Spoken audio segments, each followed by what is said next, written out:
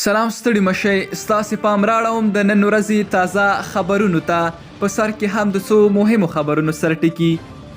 د طالبانو اداره له پاکستاني وګړو او مامورینو ډکه ده.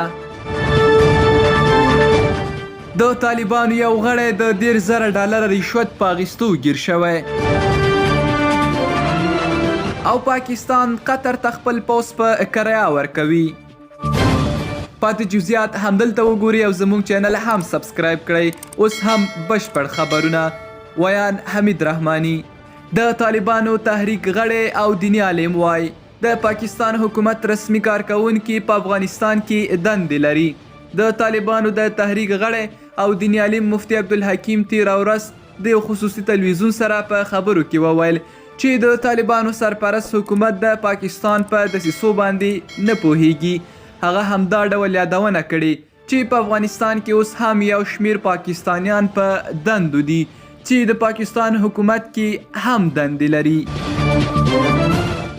د طالبانو د سترې محکمې د بهرنیو اړیکو مسؤل عبدالبصیر مشال چې د طالبانو د استخباراتي ادارې مشر عبدالحق وثیق ورور دی د 10,000 رشوت اخیستو پر مهال نیول شوی دی. په طالبانو کې نږدې اړیکو لرونکي خبریال سمیولا یوسفزي په خپل ټویټر لیکلي نوموړی د 10,000 رشوت په اخیستو نیول شوی، څو میاشتې بندي و او له دندې لرې شوی دی.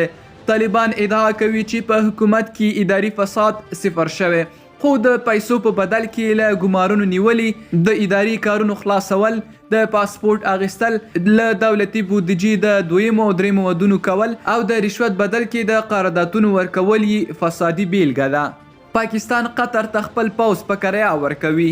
قطر ته د پاکستان لومړي وزیر شهباز شریف په سفر کې نوموړي له قطري چارواکو سره هوکړه کړې چې د فوټبال نړیوالو سیالیو د امنیت خوندیتوب په موخه د قطري ځواکونو کموالی پوره کوي او دغه هیواد به د $2 میلیارد په بدل کې خپل پوځیان قطر ته استوي.